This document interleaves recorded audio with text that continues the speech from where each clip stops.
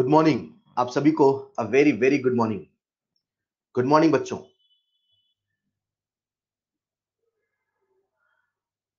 नमस्ते राहुल बेटा। ओके, तो मुझे उम्मीद है आप सबने होमवर्क किया होगा। मुझे बहुत सारे बच्चों ने कॉमन डाउट भेजे, तो मैंने वो सभी डाउट्स को सेलेक्ट करके, जैसा कि आप सबको याद है, आज हम डिस्कशन करेंगे। तो सबसे पहले अपन आयनिक इक्विलिब्रियम का डिस्कशन स्टार्ट करते हैं, ठीक है।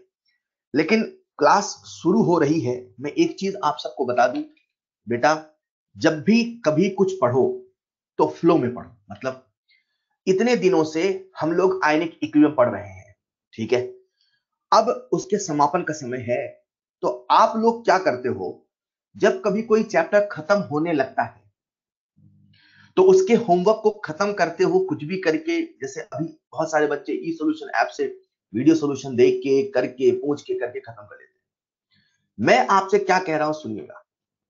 आप अगर चाहते हो आयनिक इक्विलिब्रियम चैप्टर स्मूथली, बिल्कुल पानी की तरह आपके दिमाग में बहे, उसके लिए आवश्यक है स्टेप नंबर 1, आज और कल जितना समय, मैक्सिमम प्रॉब्लम जितने आप आयनिक के कर सकते हैं आज और कल। मजा 3 दिन के बाद का नहीं आएगा। अगर यही चैप्टर आप आज से 10 दिन बाद लेके बैठोगे तो मजा नहीं आएगा। अभी आप मोमेंटम में है, अभी आप फ्लो में है, उसी फ्लो का फायदा उठाइए। मैक्सिमम जितने सवाल लगा सकते हैं लगा डालिए, मॉड्यूल खत्म कर डालिए, रेस खत्म कर डालिए, एग्जाम्पलार खत्म कर डालिए, जो भी आपके पास है सब खत्म कर डालिए। मैक्सिमम जितने प्रॉब्लम लगा सकते हो अभी, आज और कल तक में लगा डालिए, तब मजा आएगा। नंबर 1।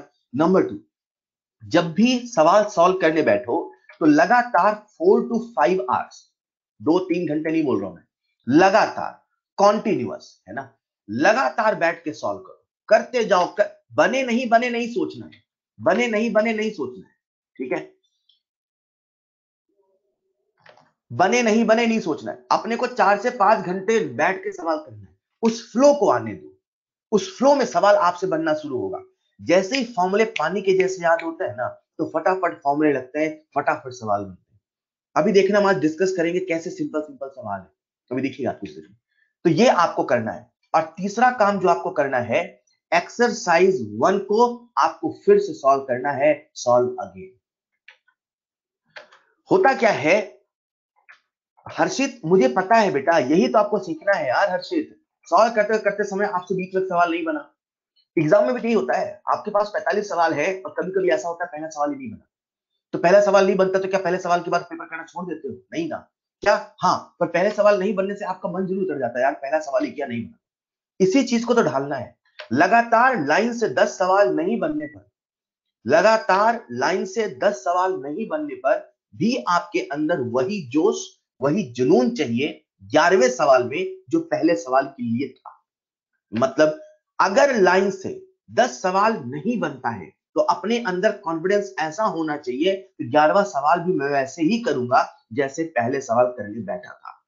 प्रथम इसे ही तो बदलना है, इसी एटीट्यूड को तो बदलना है। तब आप एग्जाम में कैसा भी पेपर आए परेशान नहीं होंगे। जब परेशान होते हैं तो आती हुई चीज बिगाड़ देते हैं। तो मैं क्लास शुरू करने के पहले आप सबको सलाह दूंगी, नंबर 1, आज और कल में जितने सवाल लगाने लगे, आज कल का ही मजा है।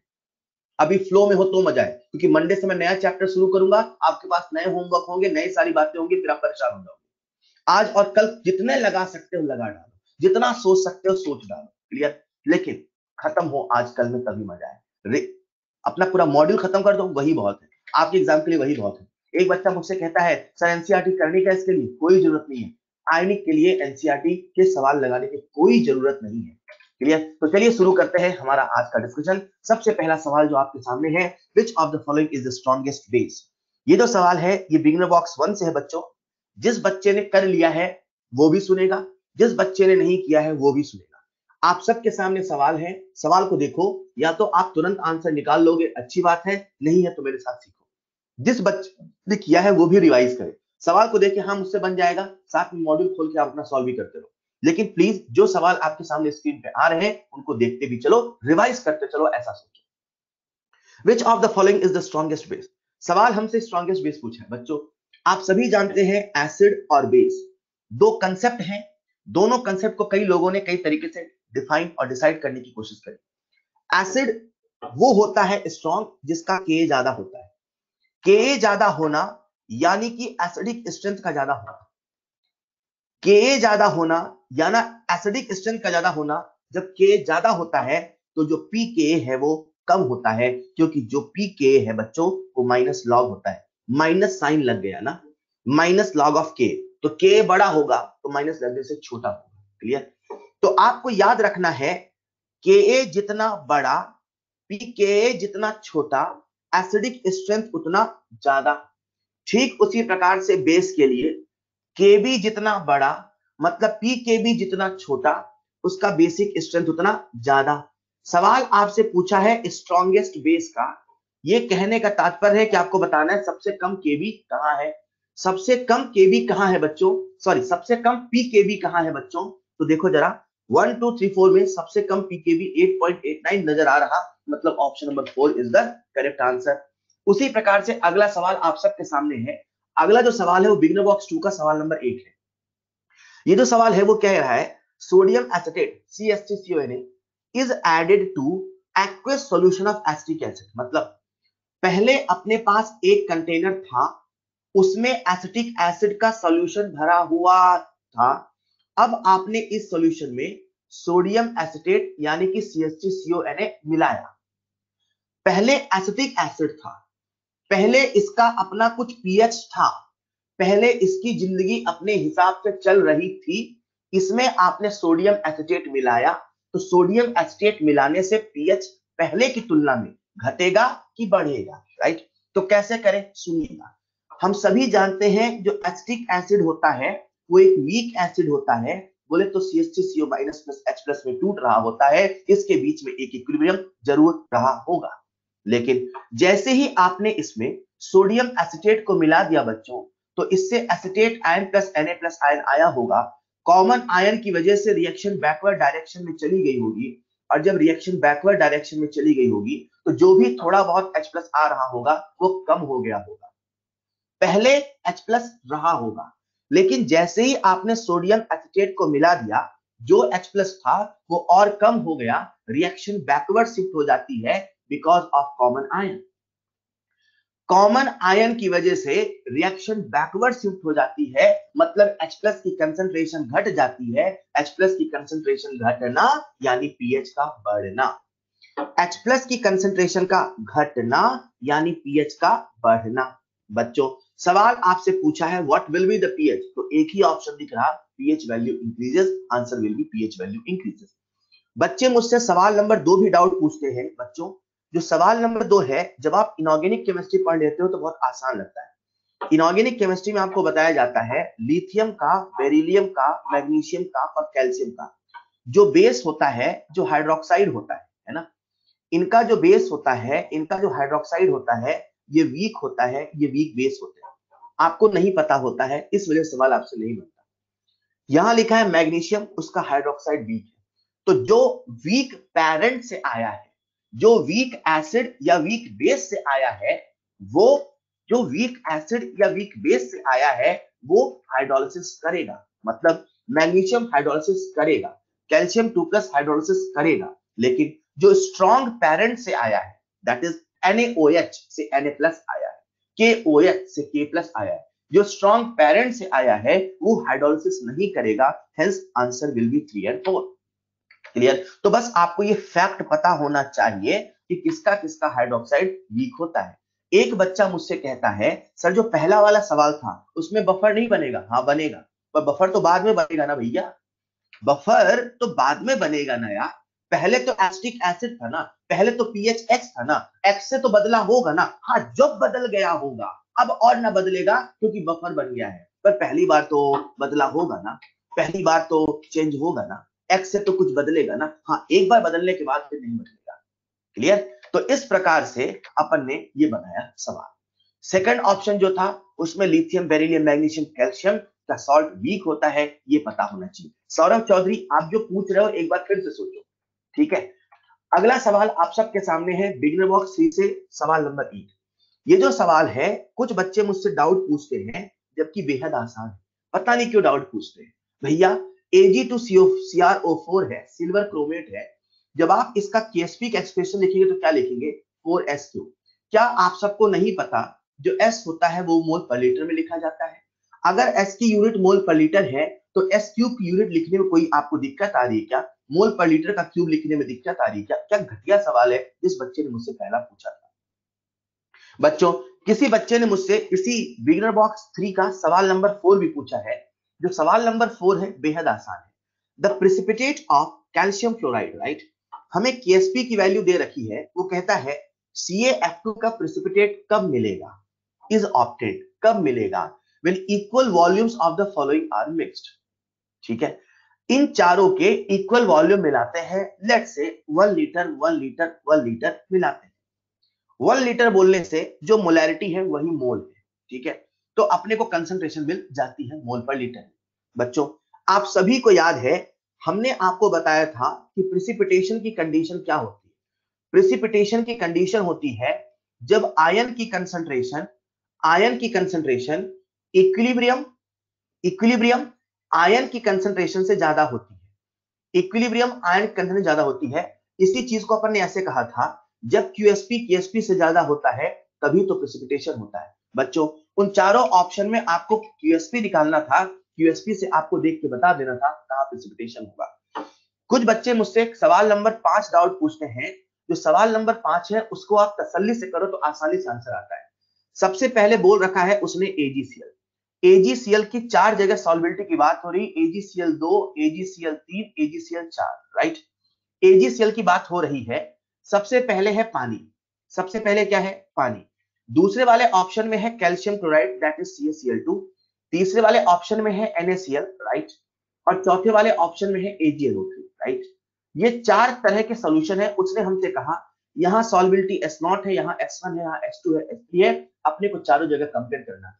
ठीक, करने का जो डिटेल्ड मेथड है वो क्या होगा बच्चों? सबसे पहले AgCl पानी में आते हैं। यहां पे ना तो कॉमन आयन लग रहा है ना तो ऑड आयन लग रहा है। इसकी वजह से सॉल्बिलिटी ना तो बढ़ेगी ना तो घटेगी। लेकिन जो दूसरा वाला ऑप्शन है दैट इज AgCl, उसमें पहले कुछ ऐसे किस्सा रहा होगा, इसकी सॉल्बिलिटी S और S रही होगी। अगर आप ध्यान से देखें तो AgCl को हमने 0.01 मोलर CaCl2 में मिलाया, राइट? इसकी सॉल्बिलिटी अपने हिसाब से कुछ रही होगी, कुछ भी आप मान लो। जैसे ही आप कैल्शियम क्लोराइड मिलाते हो तो इससे आता है कैल्शियम 2++2Cl-। मतलब अगर हम पहले वाले से KSP का एक्सप्रेशन लिखेंगे तो अभी कैसे लिखेंगे? S dash into S dash, और यहां से आया है 0.01 इंटू 2, 0.01 इंटू 2 मतलब 0.02। तो ये होगा S डैश प्लस 0.02। आप KSP का एक्सप्रेशन लिखेंगे, कैसे लिखेंगे? S dash into S dash plus 0.02। S dash neglect हो जाएगा, यहां से आपके सामने S डैश की वैल्यू आएगी। ये जो S डैश है यही S1 है। ठीक उसी प्रकार से आप लोग S2 को निकालेंगे, ठीक उसी प्रकार से आप लोग S3 को निकालेंगे। सारी वैल्यू पुट करके निकालो, आपको समझ में आएगा। जो S1 होगा वो होगा KSP अपॉन 0.01। उसी प्रकार से दूसरा, उसी प्रकार से तीसरा 0.02, सॉरी। उसी प्रकार से जो तीसरा होगा वो जो S2 होगा वो क्या होगा? KSP upon 0.01। और जो चौथा होगा दैट इज S3, वो क्या होगा बच्चों? KSP अपॉन 0.2, वैल्यू दे रखी है 0.5। ठीक है, अब आपको कंपेयर करना है कौन बड़ा है कौन छोटा है। क्या कंपेयर नहीं कर पाओगे? जिस बच्चे ने मुझसे डाउट पूछा था बस इतना ही सोचना था, आपको S1 S2 S3 में कंपेयर करना था। क्लियर? ये था इस बिगिनर बॉक्स का सवाल नंबर 5, राइट बच्चे? आप सबके सामने सवाल नंबर 5 मैंने बताया, उसी के साथ है सवाल नंबर 6। सवाल नंबर 6 बिल्कुल वही सवाल है जो प्रॉब्लम नंबर 6 है। जिस भी बच्चे ने मुझसे पूछा है उसके लिए हिंट है। क्या है बेटा? यहां पे AgI है तो AgI से क्या बनेगा? Ag plus plus I minus, साथ में KI है तो क्या बनेगा? K plus plus I minus. फिर से वही कॉमन आयन वाला कंसेप्ट लगाओ ना यार। ऐसे हमने बहुत सारे सवाल किए हैं, अब ये सवाल ना पूछो। ऐसा सवाल नीट 2016 में भी आ चुका है NaCl के साथ। तो ऐसे सवाल बहुत आते हैं। जिस बच्चे ने पूछा था बेटा कॉमन आयन के सवाल करो, सॉल्व करो। हाँ, कॉमन आयन का लॉजिक होता है कि पहले वाले सॉल्बिलिटी है उसे नेग्लेक्ट करते हैं। ठीक है बच्चे, इसी के साथ आप सबके सामने अगला सवाल है। शायद ये बिगिनर बॉक्स 3 का सवाल है, नहीं बिगिनर बॉक्स 4 का सवाल है। ये जो आपके सामने है ये बिगिनर बॉक्स 4 का सवाल है। जब मैं डिस्कस कर रहा हूं तो मैं देख रहा हूं वहां कुछ बच्चे सवाल का नंबर लिख रहे हैं, सब बिगिनर बॉक्स 4 का ये, बिगिनर बॉक्स 3 का ये। बेटा आपको मुझे मैसेज करके बताना था, फिर भी हो सकता है सवाल बहुत आसान रहा हो तो मैंने नहीं लिया हो। अगर किसी बच्चे का डाउट रह जाता है तो परेशान नहीं हो, आप मुझसे बाद में पूछना। अभी जो सामने चल रहा उसको ध्यान से देखो। जैसा मैंने कहा कि पहले उसे देखो, आपसे बना है तो रिवाइज करा, नहीं बना है तो मेरे साथ सीख। क्लियर? अभी क्या चल रहा है अपने सामने? बिगनर बॉक्स 4 का सवाल नंबर 2 और 3। सही बताऊं, जो सवाल नंबर 3 है, अभी तक अगर मैं सवाल सिलेक्ट करता आपसे डिस्कस करने के लिए तो केवल सवाल नंबर 3 ही अभी तक डिस्कस करता। ये पहला सवाल होता जो मैं डिस्कस करता। फिर भी किसी बच्चे ने मुझसे 2 और 3 दोनों पूछे हैं, तभी मैं दोनों डिस्कस कर रहा हूं। आप सबका ध्यान चाहिए। सवाल नंबर 2 क्या कह रहा है बच्चों? Which of the following solution can not act as a buffer? कौन बफर नहीं बन सकता है? तो बफर कंडीशन आपको मैंने सिखाई थी। कौन बफर नहीं बन सकता है? राइट। H3PO4 एक वीक एसिड है? हाँ है। बफर की कंडीशन होती है एक वीक होना चाहिए, उसका कॉन्जुगेट होना चाहिए, साथ में कैटायन होना चाहिए जो पानी से रिएक्शन नहीं करे है, ये बफर है। बफर की कंडीशन होती है एक वीक एसिड होना चाहिए, जो HClO4 है वो वीक एसिड नहीं, स्ट्रॉन्ग एसिड है। अगेन ये सब पढ़ने में तब आपको पता चलता है जब आप लोग इनऑर्गेनिक केमिस्ट्री और ऑर्गेनिक केमिस्ट्री को पढ़ लेते हो। मैं सही बताऊं, आयनिक इक्विलिब्रियम और आसान लगने लगता है जब एक बार बच्चा GOC1 और इनऑर्गेनिक केमिस्ट्री में एसिडिक स्ट्रेंथ और बेसिक स्ट्रेंथ को पढ़ लेता है। आप सबको अभी मैं फैक्ट बता रहा हूं कि जो HClO4 है वो एक स्ट्रॉन्ग एसिड है। यहाँ पे क्लोरीन का मैक्सिमम ऑक्सीडेशन स्टेट है। ऐसा रूल होता है जब ऑक्सीडेशन स्टेट मैक्सिमम होती है तो जो एसिडिक स्ट्रेंथ होता है वो मैक्सिमम होता है। अगर आपको थोड़ा बहुत पुराना याद हो तो बस मैं याद दिला रहा हूं, बाकी से आप डिटेल में आगे पढ़ोगे। HClO4 क्योंकि स्ट्रॉन्ग एसिड है, हाँ ClO4 उसका कॉन्जुगेट है, हाँ एक कैटायन है जो पानी से रिएक्शन नहीं करता, लेकिन क्योंकि स्ट्रॉन्ग एसिड है इसलिए बफर नहीं है। उसी प्रकार से C6H5N ये जो है अपने सामने, इसे बोलते हैं pyridine, जो कि एक वीक बेस है। C6H5N यहाँ पे लोन पेयर है, इसका जो कॉन्जुगेट होता है वो होता है C6H5NH, राइट। ये अपने पास बेस है और ये उसका कॉन्जुगेट है, मतलब वीक बेस है, उसका कॉन्जुगेट है और साथ में एक आयन है जो पानी से रिएक्शन नहीं करता, मतलब ये बफर है। Na2CO3, NaSCO3, SCO3 एक वीक एसिड है, साथ में उसका कॉन्जुगेट है और एक आयन है जो पानी से रिएक्शन नहीं करता, यानी कि ये भी बफर है। हमें ये जानना पर्याप्त नहीं कि बफर क्या है, हमें ये जानना ज्यादा आवश्यक है हम पहचाने कौन कौन सा बफर है। जो पहला वाला है ये एसिडिक बफर है, जो तीसरा वाला है ये बेसिक बफर है, जो चौथा वाला है ये एसिडिक बफर है, जो दूसरा वाला है वो तो बफर है ही नहीं। बच्चों ये था बिगिनर बॉक्स 4 का सवाल नंबर 2। उसी के साथ मैं डिस्कस कर रहा हूं सवाल नंबर 3। बहुत बढ़िया सवाल। सवाल नंबर 3 बच्चे बड़े आसानी से कर लेते हैं, बच्चों से बन जाता है लेकिन फिर भी पूरी तरीके से नहीं बनता। आखिर ऐसा क्यों होता है, सुनिएगा। A buffer solution can not be prepared, यहां पे भी आपसे पूछ रहा है कैन नॉट बी प्रिपेयर्ड, नहीं बनाया जा सकता, by mixing equimolar amount of, मतलब इक्वल मोल मिला दो तो बफर नहीं बनेगा। फोर्थ वाला ऑप्शन बच्चा समझ जाता है सर ये बफर है, सबको पता होता है सर ये बफर सॉल्यूशन है, ये एसिडिक बफर है, सबको पता होता है। सेकंड वाला भी बच्चा कर लेता है, सर वीक बेस है, वीक बेस का कॉन्जुगेट है, साथ में एक आयन है जो पानी से रिएक्शन नहीं करता, सर ये भी बफर है, ये भी बेसिक बफर है। बच्चा थर्ड ऑप्शन में आता है, देखता है सर ये स्ट्रॉन्ग एसिड है, अगर स्ट्रॉन्ग एसिड बफर नहीं है, उसने आंसर टिक कर लिया, आंसर क्लियर खेल खत्म, उसका आंसर आ गया, पीछे देखा मैच कर गया, लेकिन फिर भी अभी सवाल उससे पूरा नहीं बना। ये जो ऑप्शन नंबर 1 है बच्चों, इसको देखिएगा, BOH होल थ्राइस, जिसे हम लोग बोलते हैं H3BO3। ये जो H3BO3 होता है इसे हम लोग बोलते हैं बोरिक एसिड। जो बोरिक एसिड होता है ना बच्चों, ये H+ देता नहीं है, इसकी टेंडेंसी H+ डोनेट करने की नहीं होती है, इसकी टेंडेंसी OH- आयन एक्सेप्ट करने की होती है। H3BO3 को हम लोग ऐसे लिखते हैं, इसका लिखने का तरीका होता है BOH होल थ्राइस, मतलब H3BO3। लेकिन ये जो होता है ये H+ देता नहीं है, ये OH- आयन को एक्सेप्ट करता है, ये OH- आयन को एक्सेप्ट करता है और बनाता है BOH होल 4-। बच्चों मैं कहना ये चाहता हूं H3BO3 का कॉन्जुगेट H2BO3- नहीं होता है, ये कॉन्जुगेट नहीं है, ऐसा पॉसिबल नहीं है, लेकिन ये जो है ये कॉन्जुगेट है। मुझे आपको बताना था कि H3BO3 का कॉन्जुगेट क्या होता है, मुझे आपको बताना था कि कॉन्जुगेट वो होता है जिसमें एक H+ या एक OH- का डिफरेंस होता है। मुझे आपको बताना था एज पर ब्रॉन्स्टेड एसिड वो होता है जो या तो H+ देता है या तो OH- आयन लेता है। बोरिक एसिड H+ देता नहीं, OH- आयन लेता है। इसकी जो वजह है इनऑर्गेनिक केमिस्ट्री में डिटेल में वैकेंट p ऑर्बिटल से समझाई जाती है, लेकिन मैं इसकी वजह पे बात नहीं कर रहा हूं, मैं तो ये बात कर रहा हूं कि क्या ऑप्शन नंबर 1 बफर है, क्या पहला ऑप्शन एक बफर है? सर बफर की कंडीशन होती है एक वीक एसिड होना चाहिए, है। सर बफर कंडीशन होती है उसका कॉन्जुगेट होना चाहिए, सर वो कहां है बेटा? ये BH होल 4 माइनस ही लिखा है। अच्छा कैसे? सुनो, मैं आपको बता दूं, जब BH जब BOH होल 4 के 4 मॉलिक्यूल आपस में कंबाइन होते हैं, तो 4 मॉलिक्यूल कंबाइन होके बच्चों ये लोग बनाते हैं B4O72 माइनस प्लस 9H2। मतलब BOH होल 4 माइनस का ही सुधरा हुआ रूप है B4O72 minus.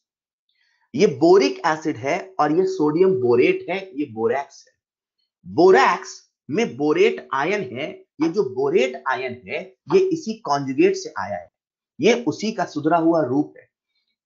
Conjugate BOH whole 4 minus है, उसी कॉन्जुगेट का रूप बदल जाता है सॉल्यूशन के अंदर, वो बन जाता है बोरेट आयन। मतलब आप यही कहोगे कि जो ये बोरेट आयन है उसका कॉन्जुगेट है। हमने कहा था कि बफर के लिए कॉन्जुगेट होना चाहिए डायरेक्ट वाला। मतलब ऐसा एक एग्जांपल से समझाया था कि H3PO4 एक एसिड है और अगर कहीं पे सॉल्ट बना है Na2HPO4, तो मैंने कहा था ये बफर नहीं है। क्यों? H3PO4 का डायरेक्ट कॉन्जुगेट होता है H2PO4, ये होना चाहिए। मतलब आप देखो, बोरिक एसिड का जो डायरेक्ट कॉन्जुगेट है BOH होल 4 माइनस है, तो वही कॉन्जुगेट। जब कॉन्जुगेट वही है तो एक बात तो पक्की है कि कॉन्जुगेट तो है, हाँ उसका रूप बदल गया। मतलब वीक एसिड है, उसका कॉन्जुगेट है, साथ में एक कैटायन है जो पानी से रिएक्शन नहीं करता, मतलब ये बफर है। बच्चा मुझसे कहता है सर सवाल में लिखा है इक्विमोलर अमाउंट, मतलब अगर हमने बोरिक एसिड का 1 मोल मिलाया तो सर बोरैक्स के लिए, बोरेट आयन के लिए तो BOH होल 4 के 4 मोल चाहिए। मैंने कहा बेटा ऐसा क्यों सोच रहे हो 1 मोल मिलाया? ऐसा सोचो ना दोनों के 4-4 मोल मिलाए, ऐसा सोचो ना दोनों के 5-5 मोल मिलाए, ऐसा सोचो ना दोनों के 10-10 मोल मिलाए। इक्विमोलर बोला है ना, 1 मोलर तो नहीं बोला है। मतलब आप दोनों के बराबर मोल लो। जब दोनों के बराबर मोल लोगे तो दोनों के बराबर मोल लेने से समझ में आता है कि ये भी बन सकता है। मतलब पहला वाला ऑप्शन जो है बफर बन सकता है। सवाल कह रहा है which can not be prepared, sir पहला वाला बफर बन सकता है, राइट। मैं आपको बता दूं, इनऑर्गेनिक केमिस्ट्री में जब आप लोग पी ब्लॉक पढ़ते हो ना, तो पी ब्लॉक में बोरेक्स की पूरी कहानी है, चिंता मत करो, मैं कुछ आउट ऑफ सिलेबस चीज नहीं बता रहा हूं। हाँ, जो इनऑर्गेनिक पढ़ते हैं वो यहां बता रहा हूं ताकि आप इस ऑप्शन नंबर 1 को समझ सको। क्लियर? तो जब वो वहां पढ़ोगे ना, ये बहुत आसान लगता है, राइट। तो मैंने कहा अभी तक सच में यही सवाल पूछने लायक था, तो अपन ने डिस्कस किया कि इसका आंसर क्या होगा। आई होप क्लियर है। बच्चों आगे बढ़ते हैं। अगला सवाल आप सबके सामने स्क्रीन पर है, सवाल नंबर 6। बच्चे मुझसे डाउट पूछ लेते हैं, जिस बच्चे ने पूछा है सबसे पहले उसको मैं कहूंगा एक्सरसाइज 1 का 127वां सवाल की क्वेश्चन की लैंग्वेज पढ़। जैसे ही आप क्वेश्चन की लैंग्वेज पढ़ते हो आपको समझ में आ जाएगा कहना क्या चाह रहा, और आप तो बायो वाले हो यार, आपको तो ढंग से पता होना चाहिए क्या होता है। एक बच्चे ने तो मुझे कहा भी कि हमें किस चैप्टर पढ़ाया जाता है, तो ये एक फैक्ट है जो आपको पता होना चाहिए। You all are medical aspirants and you must have to know this fact, otherwise read problem number 127 of exercise 1, वहां आपको इसका जवाब मिल जाएगा। क्लियर? उसी प्रकार से अगला सवाल आप सबके सामने है, which of the following can act both as a Bronsted acid as well as a Bronsted base, मतलब दोनों की तरह काम करें, ब्रॉन्स्टेड एसिड की तरह भी काम करे, ब्रॉन्स्टेड बेस की तरह भी काम करे। कोई भी एसिड, ब्रॉन्स्टेड एसिड, कोई भी स्पीसीज ब्रॉन्स्टेड एसिड और ब्रॉन्स्टेड बेस की तरह काम करे, कहने का मतलब है कि उसके अंदर टेंडेंसी हो H+ को रिलीज करने की, एज वेल एज उसके अंदर टेंडेंसी हो H+ को एक्सेप्ट करने की। अगर किसी मॉलिक्यूल में दोनों टेंडेंसी है तो हम कहेंगे वो Bronsted acid as well as Bronsted base है। देखो सबसे पहले बात करते हैं H2SO4 की। H2SO4 H+ तो दे सकता है पर H+ ले नहीं सकता। आपने ऐसा कभी नहीं सुना होगा H3SO4 पॉजिटिव, ऐसा कभी नहीं होता। ये H+ ले नहीं सकता, इसके सारे ऑक्टेट सब कुछ कंप्लीट है, इसके अंदर टेंडेंसी ही नहीं H+ लेने की। मतलब ये H+ दे तो सकता है, ब्रॉन्स्टेड एसिड तो है, H+ ले नहीं सकता, ब्रॉन्स्टेड बेस नहीं है। लेकिन जब हम बात करते हैं SCO3- की, SCO3- एक H+ को रिलीज कर सकता है और रिलीज करके बनाता है कार्बोनेट आयन। H+ को रिलीज करना मतलब ब्रॉन्स्टेड एसिड की तरह बिहेव किया। ठीक उसी प्रकार से वो एक H+ आयन को एक्सेप्ट कर सकता है, और जब H+ आयन को एक्सेप्ट करेगा तो क्या बना लेगा H2CO3, मतलब ये ब्रॉन्स्टेड बेस की तरह बिहेव कर रहा है। सवाल आपसे कह रहा है कौन ब्रॉन्स्टेड एसिड कौन ब्रॉन्स्टेड बेस है, so very very simple, answer will be 2। Clear? ऐसे ही आप ऑप्शन नंबर 3 और 4 को देख सकते हैं। अगला सवाल बच्चों आप सबके सामने है, विच of the following is the true statement. जिस बच्चे ने मुझसे डाउट पूछा मैं उसको पहले सजेस्ट करूंगा, उसको सजेशन दूंगा, बेटा जब भी मैं होमवर्क दूं पूरा किया करो। मैं पहले कई बार बोला हूं होमवर्क में हैंडआउट को रिवाइज करो, उस बच्चे ने रिवाइज नहीं किया होगा तभी मुझसे डाउट पूछा होगा। बेटा हैंडआउट को रिवाइज करो, बार बार बारंबार, सुबह दोपहर शाम, खाना खाने के पहले, खाना खाने के बाद। याद करोगे, याद होगा कैसे नहीं। हाँ, वो पागलपन, वो जुनून जरूर चाहिए। विच of the following is the true statement. एक एक करके देखते हैं। सबसे पहला ऑप्शन क्या कह रहा है आपसे, the ionization constant and ionic product of water are same. Ionization constant और आयनिक प्रोडक्ट सेम है, कैसी बातें कर रहा है। अरे भैया, जो आयनिक कांस्टेंट होता है पानी का, वो हमने कुछ ऐसे लिखा था, concentration of H plus into OH minus upon concentration of पानी। लेकिन जो आयनिक प्रोडक्ट होता है दैट इज KW, वो क्या था sir, ionization constant into concentration of water बराबर concentration H plus into concentration OH minus. पहला ऑप्शन कह रहा है सेम है, अरे गलत है। दूसरा ऑप्शन कह रहा है व्हाट इज स्ट्रॉन्ग इलेक्ट्रोलाइट। बेटा मैंने हैंडआउट में साफ साफ लिखा था कि वाटर जो है वो स्ट्रॉन्ग इलेक्ट्रोलाइट, वीक इलेक्ट्रोलाइट है। फिर भी किसी बच्चे को नहीं याद तो उसको मैं याद दिला दूं, मैंने ऐसे कहा था बेटा आज तारीख 10 है, इसका जो अल्फा है 10 की पावर -9 के ऑर्डर का है। आपको अगर याद हो, जो पानी होता है उसका अल्फा बहुत बहुत कम होता है, जो पानी होता है उसका अल्फा बहुत बहुत कम होता है, इसीलिए ये एक स्ट्रॉन्ग इलेक्ट्रोलाइट नहीं, ये एक वीक इलेक्ट्रोलाइट होता है। This is not a strong electrolyte, this is a weak electrolyte. तो दूसरा भी गलत है। बच्चों तीसरा ऑप्शन में आप सब जब हैंडआउट पढ़ते हैं तो वहां आपको हमने KI और KW की वैल्यू बताई थी। वैल्यू देख के आप साफ समझ जाते हैं कि जो आयनिक प्रोडक्ट ऑफ वाटर होता है वो आयनाइजेशन से बड़ा होता है, मतलब ये भी गलत है। लेकिन जो फोर्थ ऑप्शन है बच्चों, जिसमें बोला है नंबर ऑफ H प्लस, तो आप सबको याद हो 25 डिग्री सेल्सियस पे जो कंसंट्रेशन ऑफ H प्लस होती है वो होती है 10 की पावर -7 मोल पर लीटर, राइट। 10 की पावर -7 मोल पर लीटर, मतलब 1 लीटर में 10 की पावर -7 मोल, राइट। मोल का मतलब होता है Avogadro number, right, into 6.022 10 power 23। चलेगा चलेगा। जब आप इसको सॉल्व करते कितना आता है, 6.02 10 पावर 23 10 पावर 16। अरे वही तो लिखा है, इसलिए आंसर विल बी 4। जिस बच्चे ने मुझसे पूछा था बेटा फिर से सॉल्व करना था, मैंने आपसे कहा था जब सवाल नहीं बने तो पहले फिर से अटेम्प्ट करो, शायद आपने नहीं किया। हैंडआउट से थ्योरी पढ़ो, शायद आपने नहीं किया। खुद को परेशान करो, शायद आपने नहीं किया। खुद को झकझोर दो, शायद आपने नहीं किया। आप सबके सामने स्क्रीन पे अगला सवाल है। ये जो सवाल है ये है ऑप्शन नंबर 39, क्वेश्चन नंबर 39। ये क्या कह रहा है, pKb for cyanide ion. Cyanide ion का पीकेबी दे रखा है, कितना दिया है 4.7, राइट। हमसे पूछा है पीएच, किसका पूछा है, NaCl सॉल्यूशन का। ध्यान से देखो, NaCl का सॉल्यूशन है, सॉल्यूशन में केवल NaCl है। NaCl का सॉल्यूशन है, मतलब बच्चा ये तो समझ जाता है कि भैया सॉल्ट हाइड्रोलिसिस का सवाल है। अब सॉल्ट हाइड्रोलिसिस का सवाल है बेटा, तो आपको पहचानना ये था ये सॉल्ट किस टाइप का है। ये वीक एसिड और स्ट्रॉन्ग बेस का सॉल्ट है, बोलो हाँ या ना। जैसे ही वीक एसिड स्ट्रॉन्ग बेस का सॉल्ट का फॉर्मूला आया, आपके मन में तुरंत फॉर्मूला आया वीक एसिड स्ट्रॉन्ग बेस, मतलब पीएच बराबर 7, स्ट्रॉन्ग बेस है तो 7 से ज्यादा, 7 plus half pKa plus half log C। क्या दिक्कत है यार, आपको पीएच पता करना है, pKa की वैल्यू रखना है। सवाल में pKb है आयन का, तो आप सभी जानते हैं pKa प्लस pKb बराबर 14 होता है। तो यहां से pKa की वैल्यू होगी 14 minus pKb, that is 4.7, right. आप सॉल्व करेंगे, आपको pK मिल जाएगा, वैल्यू पुट करो। फिर आते हैं कंसंट्रेशन पे। सर कंसंट्रेशन कहां दे रखा है, दे तो रखा 0.5 मोलर। सर कंसंट्रेशन यहाँ किसका लिखते हैं, आयन का। ये जो NaCl सॉल्ट है ये 1:1 टाइप का सॉल्ट है, मतलब इसके लिए जो कंसंट्रेशन है वही मोलैरिटी है, वही नॉर्मेलिटी है। अगर कभी सॉल्ट 1:1 टाइप का नहीं होता है तो जो भी कंसंट्रेशन गिवन होता है हम पहले उसे नॉर्मेलिटी में कन्वर्ट करते हैं और फिर उसे ही वहां पुट करते हैं। इसको सॉल्व करेंगे बच्चों, तो सॉल्व करके आपके सामने जो पीएच आता है 11.5 के आसपास आता है। सॉल्व करना पड़ेगा, क्लियर बच्चों। 40 सवाल जो है ये ओरल सवाल है, इसको सॉल्व ही नहीं करना था। कुछ बच्चे इसको सॉल्व करने में लग जाते हैं और तभी उसका आंसर गलत आता है। सवाल आपसे पूछ रहा है the highest pH value is possible for. Highest pH पूछ रहा है, सबसे ज्यादा पीएच किसके लिए होगा। हाईएस्ट पीएच कहने का मतलब है सॉल्यूशन बेसिक होगा या कम एसिडिक होगा। एसिडिक होता है तो पीएच कम होता है।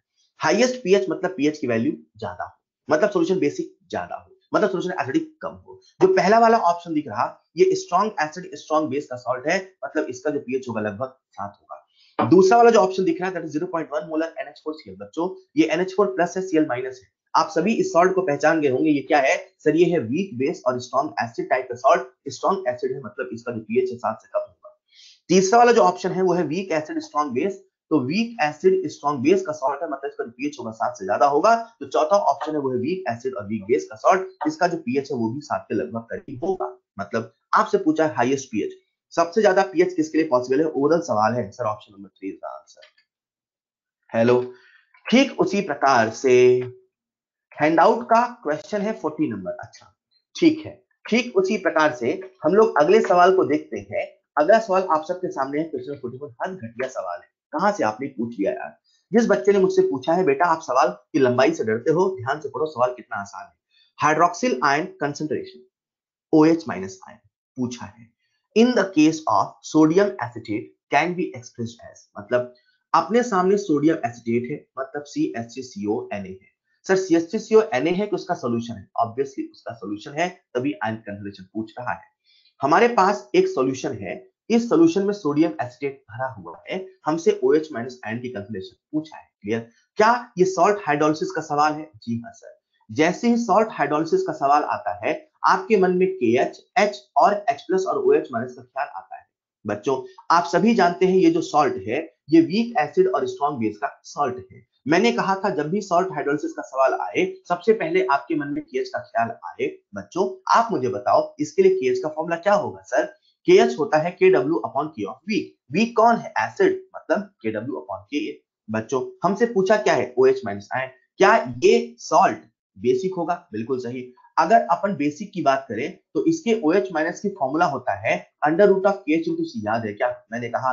जैसे ओस्टवाल्ड साहब ने बताया था एग्जैक्टली वही फॉर्मूला लगाएं, KH की वैल्यू पुट करके सॉल्व करें, आप सबके सामने OH माइनस आएगा। KH कितना है? KW upon K into C का अंडर रूट। अंडर रूट अपन क्या लिख सकते हैं? हाफ। अंडर रूट को अपन क्या लिख सकते हैं? Power half. यार ये लिखने में दिक्कत आई थी, पता नहीं क्यों आपका डाउट आता है, बेहद ही आसान सवाल था। Is this clear? आप सबके सामने स्क्रीन पर है अगला सवाल। ये जो सवाल है एक्सरसाइज 1 का सवाल नंबर 54 है। In the concentration of chromate ion, है ना, क्रोमेट आयन की concentration, if the concentration of chromate ion in a saturated solution, solution saturated है, मतलब जितना घुलना था उतना मैक्सिमम घुल गया, मतलब इक्विलिब्रियम आ गया, मतलब सॉल्युबिलिटी की बात हो रही। लेकिन सॉल्युबिलिटी कभी आयन की नहीं होती, सॉल्युबिलिटी हमेशा सॉल्ट की होती है। ये जो सॉल्ट है silver chromate, that is Ag2Cr4O4, solubility इसके लिए डिफाइन होगी, सॉल्युबिलिटी CrO4 के डिफाइन नहीं होती। आयन की सॉल्युबिलिटी नहीं होती, आयन की कंसंट्रेशन होती है जो सॉल्युबिलिटी के रूप में लिखी जाती है। मतलब जब Ag2Cr4 का डिसोसिएशन होगा बच्चों तो बनेगा 2Ag प्लस CrO4 2-। यहां पर जो Ag प्लस की कंसंट्रेशन है वो 2s है, जो CrO4 2- कंसंट्रेशन है वो s है।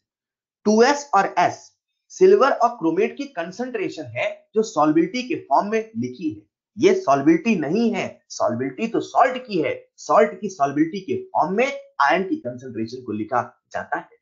सवाल हमसे सॉल्युबिलिटी प्रोडक्ट पूछ रहा है, हमने मनी मन में सोचा यार ये जो सॉल्युबिलिटी, ये जो कंसंट्रेशन है वही तो सॉल्युबिलिटी है। सवाल में हमें क्रोमेट आयन की मैक्सिमम कंसंट्रेशन दे रखा है, मतलब हमें सॉल्युबिलिटी दे रखा है, हमें कंसंट्रेशन मतलब सॉल्युबिलिटी दे रखा है जो कि 2 × 10⁻⁴ है। लेकिन सवाल हमसे केएसपी पूछा है, कोई बच्चा भी बता देगा इसका जो केएसपी होगा 4s³ होगा। s की वैल्यू को पुट करना है 4 × 2 का क्यूब 832, सॉल्व ही नहीं करना यार, ओरल सवाल है।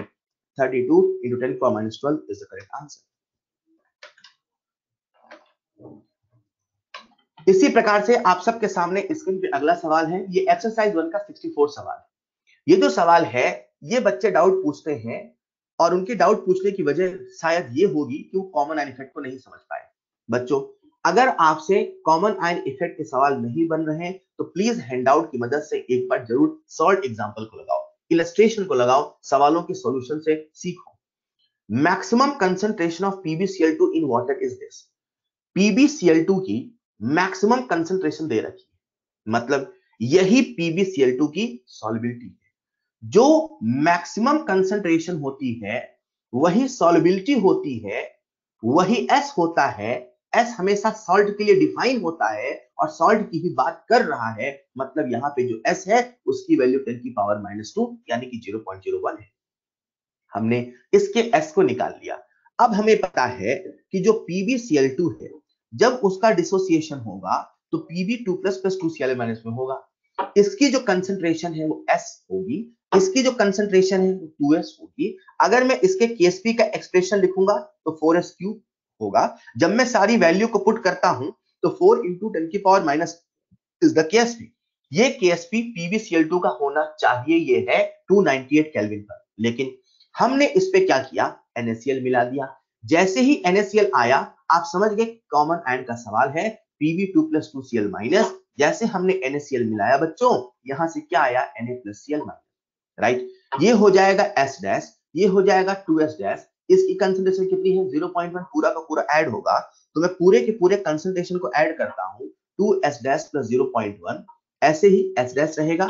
अब जो KSP का एक्सप्रेशन लिखेंगे, क्या लिखेंगे, S dash into 2S dash plus 0.1 का होल स्क्वायर।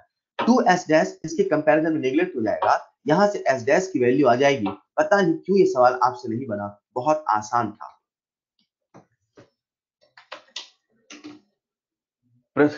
जिसको ऑडियो नहीं आ रही प्लीज बेटा अपने ब्राउजर को रिफ्रेश करो। क्या आप सबको आवाज आ रही है?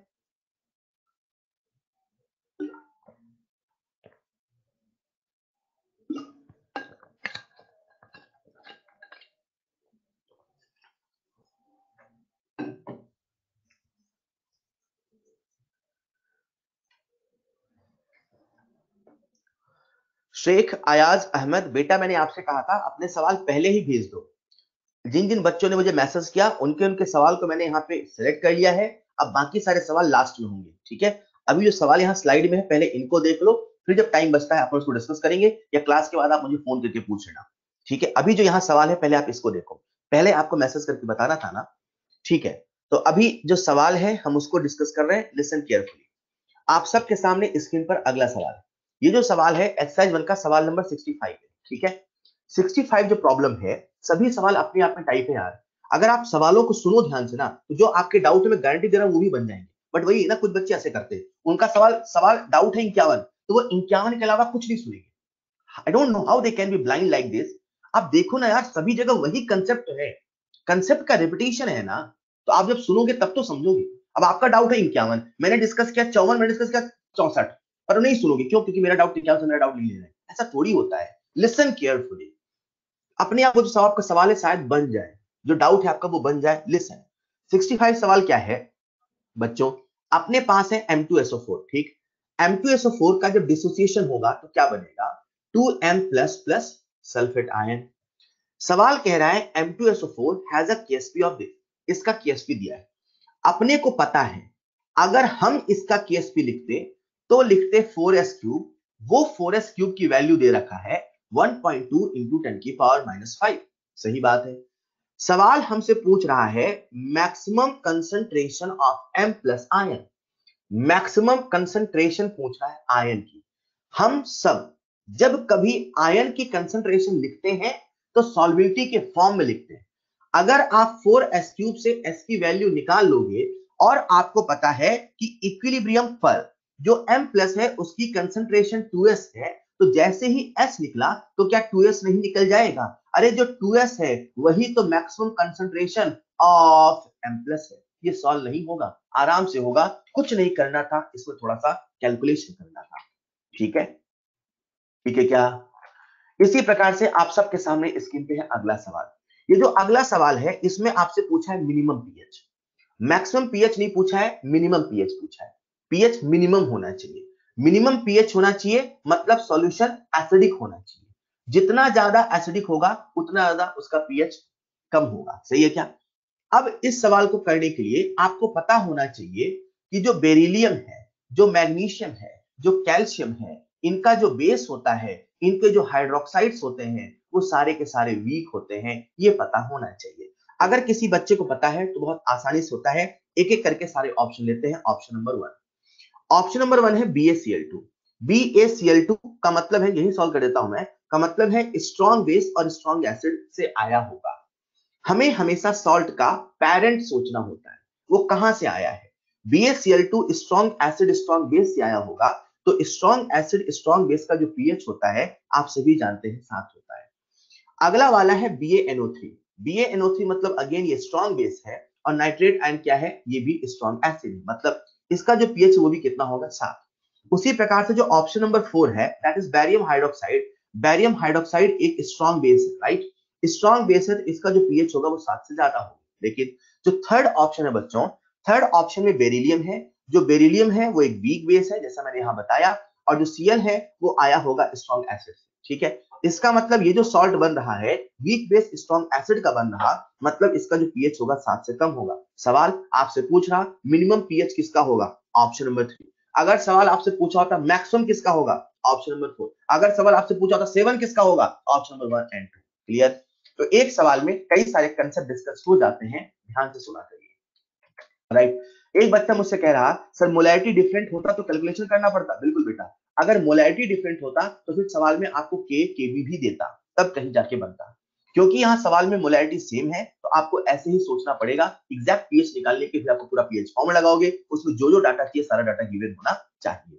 क्लियर। इसी प्रकार से आप सबके सामने स्क्रीन पे अगला सवाल। ये जो सवाल है सही बता रहा हूं ओरल, मतलब देखते से आंसर आता है, फिर भी बच्चा सवाल देख के घबरा जाता है। देखना मैं कैसे करता हूं, पहले मैं आपको सवाल का कंप्लीट लॉजिक बताता हूं, फिर मैं बताऊंगा करना कैसे, ठीक है। इन सवाल का लॉजिक क्या है, सवाल आपसे पूछ रहा है विच मिक्सचर ऑफ द एसिड, मतलब ये तीनों एसिड का मिक्सचर है। मतलब कहानी कुछ ऐसी है, ये अपने पास पहला कंटेनर है, ये अपने पास दूसरा कंटेनर है, ये अपने पास तीसरा सॉल्यूशन, कंटेनर मतलब सॉल्यूशन है। पहले वाले में H2SO4 भरा है, तीसरे वाले में HNO3 भरा है, चौथे वाले में HCl4 भरा है। ये भी एसिड है, ये भी एसिड है, ये भी एसिड है। तीनों को मिला के एक नया सोल्यूशन बनाया, तो नया सोल्यूशन भी तो एसिडिक होगा ना बेटा। कॉमन सेंस का सवाल है यार, एसिड एसिड एसिड एसिड। बच्चे क्या करते हैं, वो ऐसे करते हैं सर हमें इस सॉल्यूशन का एसिडिक नेचर बताना है, तो हमें पता करना है कंसंट्रेशन ऑफ H+, सर जो नॉर्मेलिटी के बराबर होगा, तो बच्चे करते हैं N1V1 plus N2V2 plus N3V3 upon V1 plus V2 plus V3, ऐसा करते हैं। This is the exact approach, this is the correct approach. सबका वॉल्यूम 1 लीटर मान लेते हैं, क्योंकि वॉल्यूम नहीं बोला, तो जो मानना है सबका सेम मान लो भाई, सबका इक्वल मान लो, आसान पड़ेगा। वो ऐसा करते हैं, ये है इसका एग्जैक्ट मेथड, ये है इसका प्रॉपर मेथड, लेकिन ऐसा करने की आवश्यकता नहीं है। अब आपको क्या सोचना है, सुनना ध्यान से बच्चों। एक बात तो आप समझते हो ना, मैं आपसे एक सिंपल क्वेश्चन पूछ रहा हूं। क्वेश्चन ये पूछ रहा हूं, मान लो मेरे पास एक ये एसिड है, इसमें एसिड के 1 मोल है 1 लीटर में। मान लो मेरे पास एक दूसरा सॉल्यूशन है एसिड का, सेम एसिड है, तीनों में सेम ही एसिड है ना, सेम एसिड है, लेकिन यहाँ पे एसिड के 10 मोल है 1 लीटर है। मैं आपसे पूछ रहा हूं पहला वाला सॉल्यूशन ज्यादा एसिडिक होगा कि दूसरा वाला सॉल्यूशन ज्यादा एसिडिक होगा। मैं आपसे पूछ रहा हूं पहला वाला ज्यादा एसिडिक होगा कि दूसरा वाला ज्यादा एसिडिक होगा। सभी बच्चे कहते हैं सर दूसरे वाले में ज्यादा मोल है तो ज्यादा H+ होगा, तो सर ज्यादा एसिडिक होगा, पीएच कम होगा। ज्यादा एसिडिक होगा तो पीएच कम होगा। मेरा सवाल पहला, कौन ज्यादा एसिडिक होगा, सर दूसरा वाला। मेरा सवाल दूसरा, किसका पीएच सबसे ज्यादा होगा, किसका पीएच सबसे ज्यादा होगा, इन दोनों में किसका पीएच ज्यादा होगा, सर पहले का। मतलब आप मानते हैं, आप मानते हैं, आप फैक्ट जानते हैं, जहां एसिड का मोल ज्यादा होगा वहां पीएच कम होगा। ऐसे बोलो या ऐसे बोलो, एसिड से आता क्या है H+, और H+ का कंसंट्रेशन क्या, ग्राम इक्विवेलेंट। जहां H+ का ग्राम इक्विवेलेंट ज्यादा वहां पीएच कम। हेलो। और हम ये भी कह सकते हैं जहां ग्राम इक्विवेलेंट कम वहां पीएच ज्यादा। बोलो हाँ या ना। इसका जो करने का एक्चुअल तरीका होता है वो ये होता है कि आप इन तीनों ऑप्शंस में, इन तीनों एसिड में ग्राम इक्विवेलेंट निकालो। क्या निकालो, ग्राम इक्विवेलेंट। आप सबको पता है जो ग्राम इक्विवेलेंट होता है उसका फॉर्मूला नॉर्मेलिटी इनटू वॉल्यूम होता है।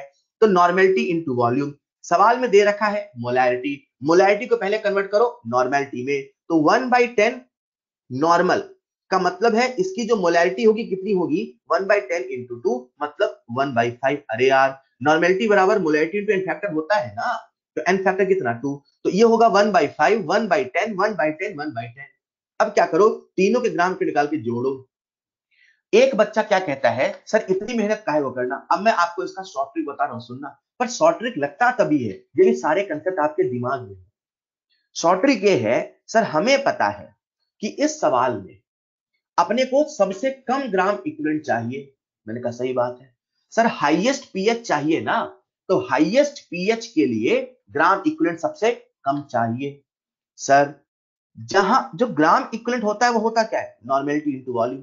सर जहां कंसंट्रेशन कम होगी वहां ग्राम इक्विवेलेंट भी कम होगा। मैंने कहा सही बात है। सर अगर ध्यान से देखें तो इन सभी ऑप्शन में जो पहला ऑप्शन है 1/10, 1/20, 1/10, 1/20, 1/10, 1/20, 20, 10, 20, 10, 20, 10 ऐसे चल रहा है। लेकिन जो थर्ड ऑप्शन है इसमें है 1/40। सर 1/40 तो बहुत कम होगा। मैंने कहा सही बात है। सर जब ये कम होगा तो ग्राम इक्विवेलेंट कम होगा। मैंने सही बात है। मतलब सर जो थर्ड ऑप्शन है इसी में ग्राम इक्विवेलेंट सबसे कम होगा, और जब ग्राम इक्विवेलेंट सबसे कम होगा तो उसका पीएच सबसे ज्यादा होगा। बच्चा बिना सॉल्व किए समझ जाता है आंसर ऑप्शन नंबर 3 होगा।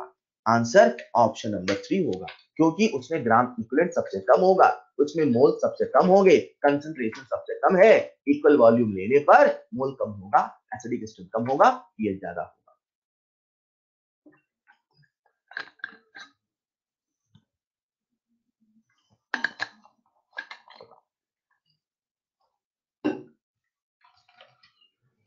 उसी प्रकार से आप सबके सामने स्क्रीन पे है अगला सवाल। अब ये जो सवाल है 109, वेरी वेरी सिंपल। एक चीज आप समझ लो, फॉर्मिक एसिड है और सोडियम फॉर्मेट है बच्चों। फॉर्मिक एसिड का मतलब है HCOH जो कि वीक एसिड है, साथ में है सोडियम फॉर्मेट यानी कि HCONA। ये जो सॉल्यूशन है ये बफर है। बफर कहना पर्याप्त नहीं, ये एसिडिक बफर है। जैसे हमें पता चला एसिडिक बफर है, वैसे हमने तुरंत पीएच का फॉर्मूला लगाया, pH equal to pKa plus log of concentration of conjugate ion upon concentration of weak acid. मैंने कहा था बच्चों ये जो फॉर्मूला है कंसंट्रेशन के अलावा मोल के फॉर्म में भी लिख सकते हो। जब कभी वॉल्यूम एस्टिमेशन का सवाल आए, जब कभी वॉल्यूम एस्टिमेशन का सवाल आए तो कोशिश करो हमारा जो पीएच का फॉर्मूला है उसे मोल के फॉर्म में लिखो, फायदा क्या है दिख जाएगा। जब कभी वॉल्यूम एस्टिमेशन का सवाल आए, हमारा जो पीएच का फॉर्मूला है बफर का उसे मोल के फॉर्म में लिखो, मतलब उसे ऐसे लिखो पीएच बराबर pKa plus log of concentration, अब मोल लिख लो, mole of conjugate ion upon mole of weak acid. आप सभी जानते हैं m बराबर n/v होता है, तो n का मतलब m इंटू v होता है। मतलब पहले वाले सॉल्यूशन का मोल, फॉर्मिक एसिड का मोल वॉल्यूम इंटू मोलैरिटी, फॉर्मेट का मोल वॉल्यूम इंटू मोलैरिटी। हमें वॉल्यूम पता करना है। पीएच दे रखा कितना 4 है, पीके दे रखा कितना 3.8 है, प्लस लॉग मोल लिख रहे हैं अपन, कितना है उसका कंसंट्रेशन 0.1 इंटू वॉल्यूम पता करना है। दूसरे वाले का कितना है बच्चों 0.05 इंटू वॉल्यूम दे रखा है 50। क्लियर। जब आप इसको सॉल्व करते हो 4 माइनस 3.8, 4 माइनस 3.8 ये कितना आता है 0.2, 0.2 बराबर log 0.1 into V upon 0.05 into 50। कुछ बच्चे इससे बड़ा कॉम्प्लेक्स करके सॉल्व करते हैं, मैं चाहता हूं आप इसे ऐसे सोचो कैसे, लॉग इस पूरे नंबर का लॉग लिया होगा तो 0.2 आया होगा, इस पूरे नंबर का लॉग लिया होगा तो 0.2 आया होगा। सोचो किसका लॉग 0.2 होता है, इस पूरे नंबर का लॉग लिया होगा तो 0.2 आया होगा। सोचो किसका लॉग 0.2 होता है, आप सबको पता है log 1 0 होता है, आप सबको पता है log 2 0.3 होता है। मतलब एक बात तो पक्की है, जो भी नंबर रहा होगा वो 2 से छोटा होगा। अरे 2 से छोटा ही तो 0.3 होगा। कुछ बच्चे कह देते हैं 1.7, कुछ कहते हैं 1.6, कुछ कहते हैं 1.8, जो भी आपके मन में आए वो रख के सॉल्व करो। जैसे हम समझ गए कि ये जो नंबर है, ये जो पूरा नंबर है ये 1.6 रहा होगा, तभी तो लॉग लेने पे 0.2 मिला होगा। मतलब 0.1 इंटू वी अपॉन 0.05 इंटू 50 बराबर 1.6। जब आप इसको सॉल्व करते हो बच्चों तो वॉल्यूम आता है लगभग 40 ml, लगभग आएगा क्योंकि आप कैलकुलेशन लगभग कर रहे हो, तो सबसे करीब आंसर है ऑप्शन नंबर 3। अगर यही आपके नीट का सवाल होता ना तो चारों ऑप्शन में बहुत डिफरेंस होता। मतलब आप 1.6 लेके चलो, आप 1.7 लेके चलो, 1.8 लेके चलो, आप तब भी अप्रॉक्स आंसर बता देते, जो सबसे करीब होगा वही होगा। ठीक है, तो ये जो आपने सॉल्व किया इस प्रकार से अप्रॉक्स लेके सॉल्व करते हैं। आयोनिक में हमारा कैलकुलेशन ही अप्रॉक्स चलता है बहुत सारे सवालों में। Is this clear? इस प्रकार से ये था सवाल नंबर 109। क्लियर? एक बच्चा कह रहे सर 1.9 ले ले, तो अर्जुन सानी थोड़ा सा तो अप्रॉक्सीमेशन लगाओ यार। मतलब आप खुद लॉजिक लगाओ कि log 2 0.3 होता है, तो 0.2 किसका होगा? जस्ट 2 से थोड़ा छोटा, मतलब 0 से लेके थोड़ा सा तो लॉजिक लगाओ। ठीक है, बिल्कुल लिखिए, एक बार करके देखो, आप करके देखो, जो मन में आए करके देखिए, समझ में आएगा सही है कि गलत है, करके देखो। 117 आप सबके सामने अगला सवाल है, ये भी बिल्कुल उसी तर्ज पे है जैसा हमने अभी किया। इसमें बच्चों अपने को के दे रखा है, ठीक है, HCl का हमें के दे रखा है, के की वैल्यू है 5 into 10 की power -10, right? For maintaining a constant pH of 9, the volume of 5 molar KCl solution required to be added to 10 ml of 2 molar HCl। मतलब सवाल कुछ ऐसा है कि अपने पास HCl है, KCl है, आप सब समझ गए, ये एक बफर सॉल्यूशन है। बफर है, ये कहना पर्याप्त नहीं, एसिडिक बफर है। जैसे ही एसिडिक बफर बोला, आप सबके मन में फॉर्मूला आया। बोलो एसिडिक बफर का फॉर्मूला पीएच का क्या? बोलो बच्चों, एसिडिक बफर का पीएच का फॉर्मूला क्या होता है? बोलो, पीएच बराबर pKa plus log of mole of conjugate ion upon mole of weak acid लिख दे, चलेगा? जब भी वॉल्यूम का सवाल आए मोल लेके चलो, फिर से वही काम है जैसा आपने किया, सॉल्व करोगे। यहां से आपसे पूछा वॉल्यूम है, जैसा पहले वाला सवाल बताया एग्जैक्टली वैसा है, इसे सॉल्व करना आंसर आएगा। ठीक है, मोल लेके चलो। इसी प्रकार से आप सबके सामने स्क्रीन पे है 133 सवाल। ये सवाल बढ़िया है, ट्रिकी सवाल है। आप सबके सामने स्क्रीन पे है 133, एक बार देखो जरा, जिससे बन गया है वो इसका आंसर याद कर ले, जिससे नहीं बना है देखेंगे, अटेम्प्ट करना जरा।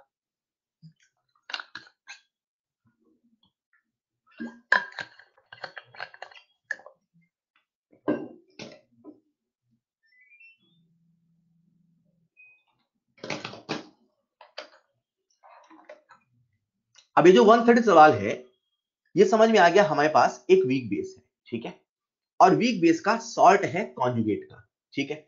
समझ में आ गया कि साहब ये बफर है। वीक बेस कौन है? NH4OH है। सॉल्ट कौन है? NH4Cl है, राइट? समझ में आ गया ये बफर है। बफर कहना पर्याप्त नहीं, ये बेसिक बफर है। क्लियर?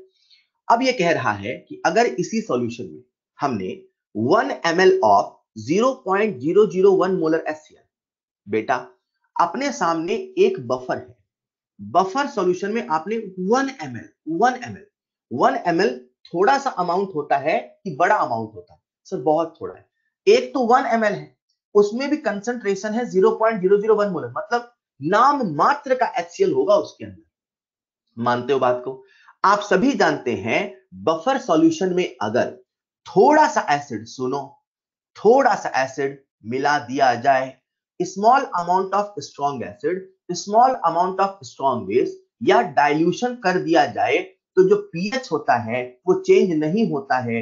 पीएच लगभग रिमेन्स अनचेंज रहता है, लगभग लगभग रिमेन्स अनचेंज रहता है, अगर थोड़ा सा एसिड थोड़ा सा बेस मिला दिया जाए। क्लियर? तो मैंने सोचा यार, जितना पहले OH माइनस रहा होगा उतना ही तो बाद में रहेगा। What will be the OH minus? चलो पहले वाला OH माइनस निकाल लेते हैं। अब ये बफर है, बफर में आप लोगों को कौन सा बफर है? बेसिक बफर है। बेसिक बफर में आप लोगों को फॉर्मूला याद होगा POH का, बोलो क्या होता है? POH is equal to PKB plus log of, बोलो, concentration of conjugate ion upon concentration of weak base. लेकिन सवाल हमसे POH नहीं, हमसे क्या पूछ रहा है? OH minus concentration. तो कुछ बच्चों को ये याद होता है, कुछ बच्चों को ये फॉर्मूला भी याद होता है, नहीं याद है तो आप सब भी याद कर लो। जब इसका OH माइनस लिखेंगे तो वीक बेस ऊपर आ जाएगा, कॉन्जुगेट नीचे आ जाएगा, मतलब concentration of OH minus is equal to KB into concentration of weak base या mole of weak base upon concentration of conjugate ion. दोनों इक्वल है तो कैंसिल होगा, मतलब पहले initially, right, initially concentration of OH minus KB के बराबर होगा, और KB कितना है? 2 into 10⁻⁵। तो पहले अगर इतना रहा होगा तो थोड़ा सा एसिड मिलाने पर भी तो इतना रहा होगा, नाम मात्र का चेंज आएगा, और नाम मात्र का चेंज मतलब थोड़ा सा चेंज ऑप्शन में नहीं है, तो इसीलिए अपन कहेंगे option number 1 is the correct answer. Clear? बिल्कुल सही। तो बस इसमें यही समझना था, ये बफर है और बफर कहते ही खेल खत्म हो जाता है। बच्चों क्या आप सभी डिस्कशन में पार्टिसिपेट कर रहे हैं? क्या आप सभी मेरे साथ सवाल सॉल्व कर रहे हैं? डिस्कशन का मजा आता है, हमने जो पढ़ा है वो सीखा जाता है। प्लीज मेरे साथ सवाल सॉल्व करते चले। ऐसा नहीं कि आप वहां देख रहे हो, यार सवालों से तो सीखते हैं, सीखते तो हम सवालों से ही हैं। ये जो सवाल आप सबके सामने है बच्चों, 137, सबका ध्यान चाहिए। एक बार देखो आप सब लोग जरा, देखो बन जाएगा क्या? जिस बच्चे से बन गया वो उसके कंसेप्ट को रिवाइज कर लेगा, जिससे नहीं बना कोशिश करो मन में अप्रोच बनाओ। क्या करेंगे? मन में बनाओ। क्या करेंगे? आपसे पूछा क्या है?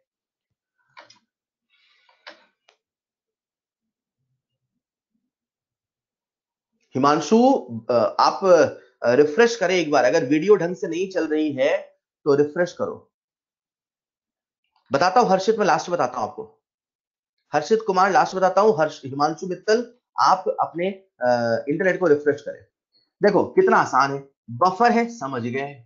अब बच्चा सीसी में कंफ्यूज होता है। बेटा सीसी का मतलब एमएल होता है भाई, सेंटीमीटर क्यूब है मतलब एमएल है। कुछ नहीं करना है, बफर है, एक वीक बेस है, NH3 एक वीक बेस है, और साथ में उसका सॉल्ट NH4Cl है। ये उसका सॉल्ट है, बोलो हाँ या ना। फॉर्मूला लगाओ POH का, POH बराबर PKB plus log of concentration of conjugate ion upon concentration of weak base. Value put करो। मैंने कहा जब कभी वॉल्यूम अलग अलग हो या जब कभी वॉल्यूम बोला हो तो आप यहाँ कंसंट्रेशन नहीं मोल वाला फॉर्मूला लगाओ, मतलब ये नहीं ये लगाओ। POH बराबर PKB plus log of mole of conjugate ion upon mole of weak base. हम सभी जानते हैं मोल क्या होता है, M into V, तो लिख दो। ऊपर ml में है तो नीचे भी ml में है, यूनिट में कन्वर्जन करने की आवश्यकता नहीं है बच्चों।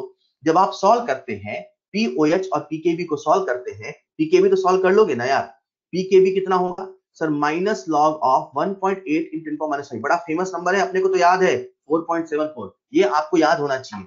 कितना आएगा 4.74 प्लस लॉग ऑफ, अब आ जाओ मोल ऑफ कॉन्जुगेट आयन मतलब NH4 प्लस, कितना हो जाएगा बच्चों 500 इंटू 0.5 अपॉन 300 इंटू 0.3। सॉल्व करेंगे तो यहां से POH आएगा, लेकिन सवाल आपसे POH नहीं पूछा है, सवाल आपसे pH पूछा है। तो pH के लिए क्या करोगे, 14 माइनस POH। जब अपन सॉल्व करते हैं तो आंसर 8.81 के आसपास आता है। ठीक है, ये जो सवाल था इसमें पूरा कैलकुलेशन करना पड़ेगा, किसी बच्चे को कंसेप्ट डाउट नहीं होना चाहिए। बहुत आसान है यार, बहुत आसान। हाँ वो देख लेना 8 पॉइंट कितना आ रहा है, राइट। तो ये जो सवाल था आप सबके सामने। यशीर ऐसा क्यों हर बार मोल लेके नहीं कर सकते? नहीं कर सकते ना, कर सकते हो, आपको करने का मन है तो कर लो, मोल लेके करो भाई। कंसंट्रेशन जब वॉल्यूम सेम है तो कंसंट्रेशन रखो, मोल लिखने का मन है तो मोल लेके चलो, हर बार मोल लेके चलो आप, चलो ठीक है। वॉल्यूम सेम रहे तो वही कंसंट्रेशन होगा, वही मोल होगा, नहीं है तो फिर लिखना है। ठीक है, पर इसमें तो वॉल्यूम नहीं निकालना था। हाँ अमित, इसमें वॉल्यूम नहीं निकालना था, पर इस बार दोनों का वॉल्यूम अलग है ना। सवाल को समझो, जब मैं आपको बफर पढ़ा रहा था मैंने आपसे ऐसे सवाल पूछा था, देखो जरा याद होगा आपको, ऐसे पूछा था बेटा एक कंटेनर है, इसमें एसिटिक एसिड है और इसमें एसीटेट आयन है, बोलो दोनों का वॉल्यूम सेम होगा कि अलग अलग होगा? आपने कहा सर कंटेनर में है दोनों का वॉल्यूम सेम ही होगा ना। इस बार दोनों का वॉल्यूम अलग अलग है बेटा, दोनों का वॉल्यूम अलग है, और रूल होता है हमें आयन का कंसंट्रेशन लिखना होता है, तो इसलिए हम वहां पे ऐसा लिख रहे हैं। सवाल देखो दोनों का वॉल्यूम अलग है इसलिए ऐसा कर रहे हैं, मतलब आप ऐसा रूल बना लो कि चाहे वॉल्यूम अलग हो या हमसे वॉल्यूम पूछे तो ऐसे करना है। 130, सही बताऊं ये जो सवाल है ये दूसरा सवाल है जिसे मैं कॉमन डाउट कैटेगरी में रखता हूं। पहला सवाल वो बोरैक्स वाला और दूसरा ही, मतलब मैं होता कभी तक दो ही सवाल डिस्कस करता, बाकी सवाल आपसे कहता फिर से ट्राई करो। ठीक है, मतलब अगर मैंने कॉमन डाउट के सवाल सेलेक्ट किए होते तो अभी तक दो ही सवाल आए होते। अब ये सवाल है बहुत बढ़िया सवाल है बच्चे। मैं आपसे कहता हूं जब भी मिक्सिंग ऑफ सॉल्यूशन का सवाल आए, जब भी मिक्सिंग ऑफ सॉल्यूशन का सवाल आए, सबसे पहले आइडेंटिफिकेशन ऑफ सॉल्यूशन कराएं।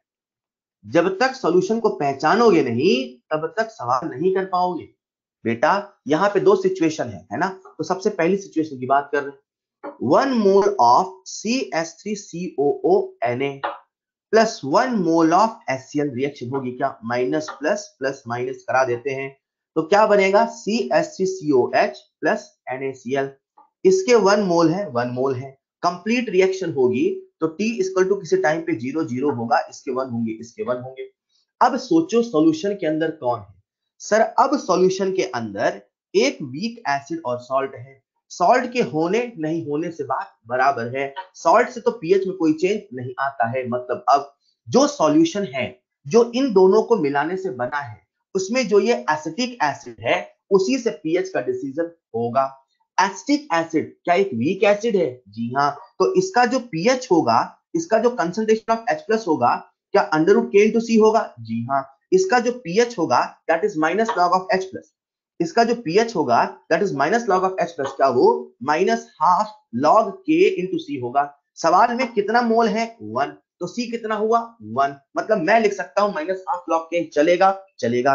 ये पहला सॉल्यूशन था जिसका हमने पीएच निकाला। अब आते हैं दूसरे सॉल्यूशन में। जब भी कभी मिक्सिंग ऑफ सॉल्यूशन का सवाल आएगा सबसे पहले सॉल्यूशन को पहचानना जाएगा।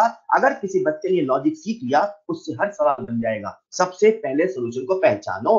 दूसरे सवाल में बच्चों क्या कह रहा है?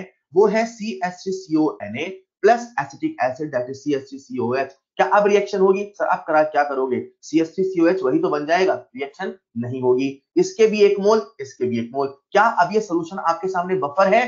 बफर है। बफर का क्या अपने को पीएच निकालना आता है? आता है। पीएच बराबर pKa plus log concentration of conjugate ion upon concentration of acid होता है। बोलो हाँ या ना।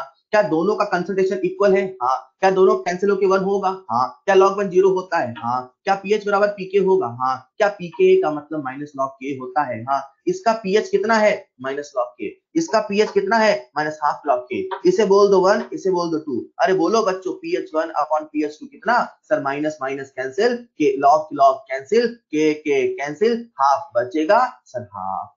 आंसर।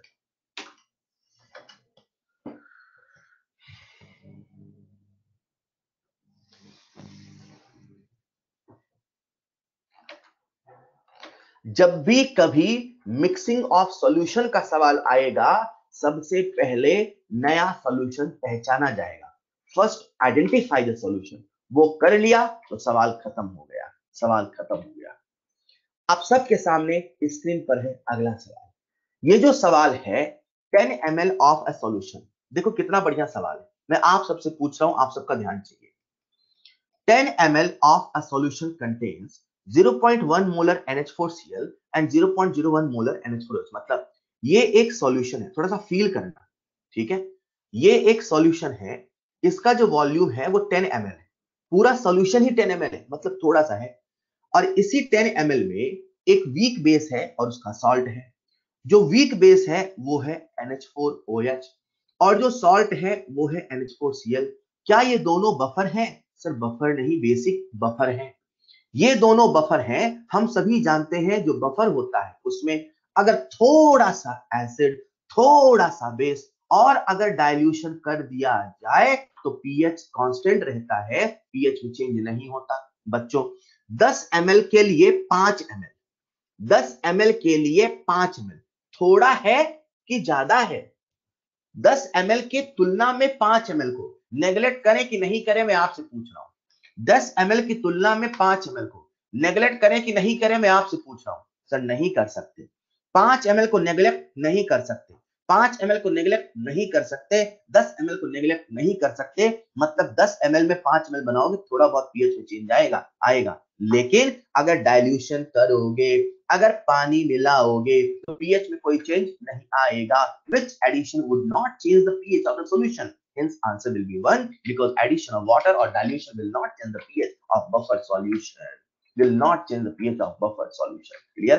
तो हमने सेकंड थर्ड ऑप्शन तो पढ़ा ही नहीं क्योंकि वहां पे अमाउंट ज्यादा है। लॉजिक क्या है? बात की बात है। अमाउंट देखा तो हमने कहा भैया पीएच बदल सकता है, सकता है। तो लेकिन एक बात तो पक्की है, जो फर्स्ट ऑप्शन उसमें बदलेगा नहीं।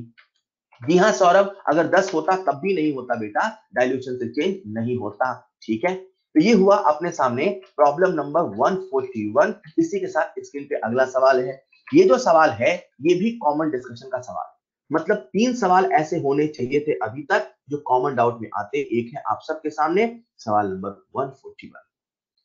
ये जो सवाल है इसमें कह रहा है एसिटिक एसिड का टाइट्रेशन NaOH से हुआ। बच्चा इस लैंग्वेज को नहीं समझ पाता और उसी वजह से डाउट आता है। इमेजिन करो हमारे सामने ये एक फ्लास्क है और इस फ्लास्क में एसिटिक एसिड यानी कि CH3COH है और ऊपर से ब्यूरेट के माध्यम से NaOH आ रहा है, राइट। NaOH ऊपर से आ रहा है, एसिटिक एसिड यहां अमाउंट भरा हुआ है, एसिटिक एसिड का अमाउंट है, NaOH ऊपर से आ रहा है। मजे की बात है दोनों की कंसंट्रेशन इक्वल, दोनों की नॉर्मेलिटी 1/10 है, दोनों की कंसंट्रेशन इक्वल। सवाल कहता है जब 25%, 50% और 75% टाइट्रेशन होगा तो पीएच बताओ। तो आपको एक एक केस लेना होगा। मैं केस 1 लेके समझा देता हूं। जब 25% हो, 25% टाइट्रेशन का फील करो ना यार।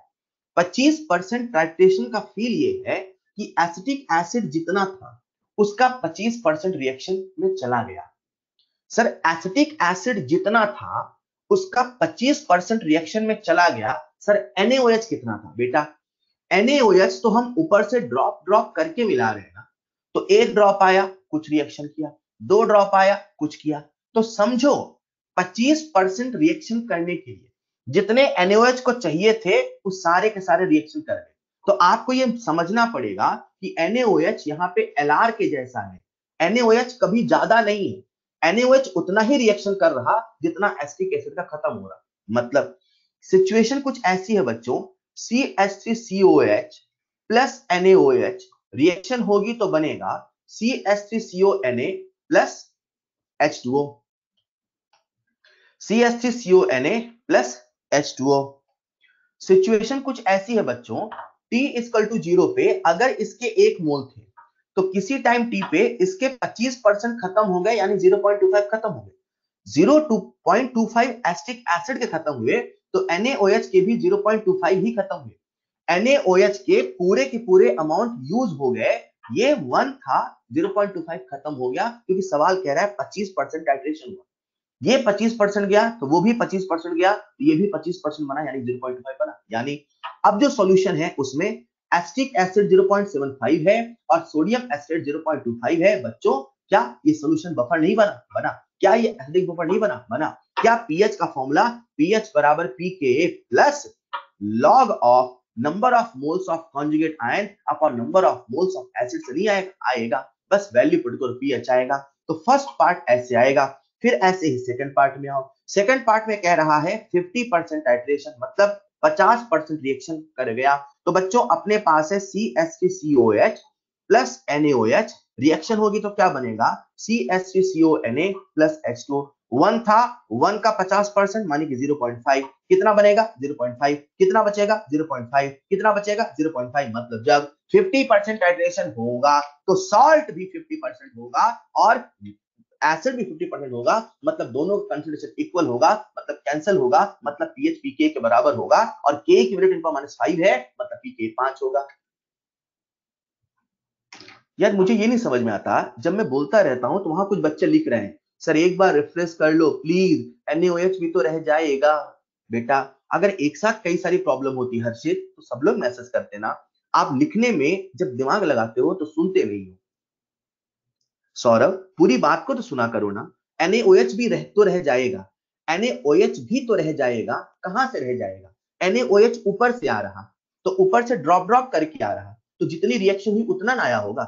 ऐसा थोड़ी आपने बकेट भर के NaOH मिला दिया फिर टाइट्रेशन हो रहा है। टाइट्रेशन का लॉजिक होता है वो ड्रॉप करके आ रहा है। मैंने कहा ना शुरू में, तो जब वो ड्रॉप करके आ रहा है बेटा, इसका मतलब जितनी रिएक्शन हुई उतना ही तो आया। 25%। इमेजिन करो, ऐसा सोचो NaOH ऊपर से 0.25 आया तो एसिटिक एसिड कितना खत्म होगा? सर 0.25। इमेजिन करो NaOH ऊपर से 0.5 आया तो एसिटिक एसिड कितना खत्म? 0.5। अपन उल्टा बोल रहे हैं। 50% टाइट्रेशन हुआ मतलब 0.5 खत्म हो गया, यानी कि मतलब 0.5 आया। ठीक है। अब ये सोचो कि जो दूसरी सिचुएशन है उसमें एसिड और सॉल्ट दोनों इक्वल हैं।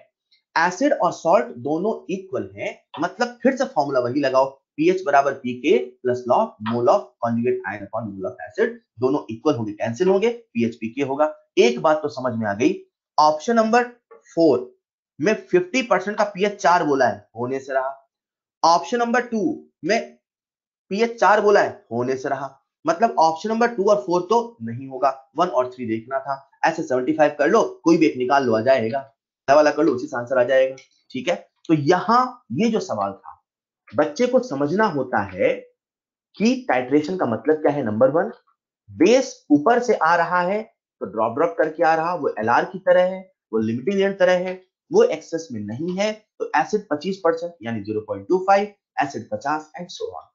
ठीक है, ये कुछ ऐसा था सवाल। आई होप क्लियर है। इसे भी हम कॉमन डाउट की कैटेगरी में रखते हैं। बच्चे सवाल के लेंथ से घबरा जाते हैं, सवाल को नहीं समझ पाते हैं।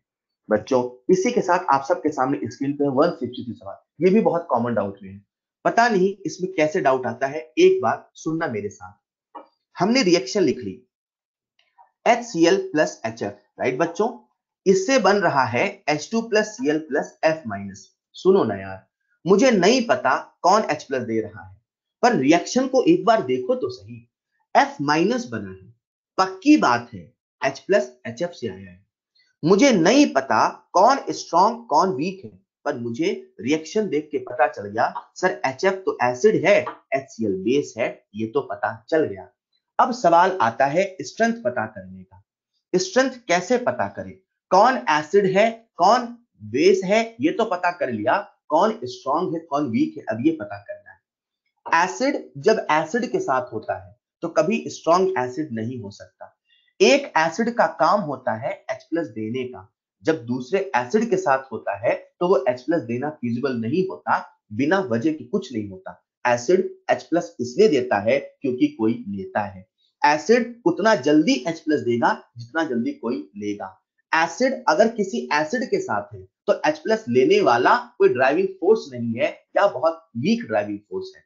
जब ड्राइविंग फोर्स कमजोर है, जब वजह कमजोर है, तो वो प्रोसेस भी स्ट्रांग नहीं होता।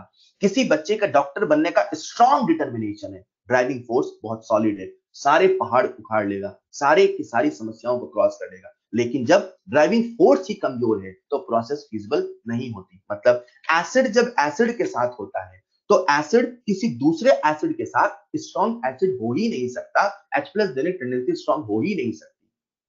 मतलब एक बात तो पक्की है, रिएक्शन देख के हम समझ गए HF एसिड है, HCl बेस है। सवाल स्ट्रॉन्ग और वीक का है, सर पक्की बात है दोनों एसिड है तो स्ट्रॉन्ग तो हो ही नहीं सकते, वीक होंगे। मतलब अगर HF वीक एसिड है तो बगल वाला भी उसके बराबर का मुकाबला देगा तो वीक होगा।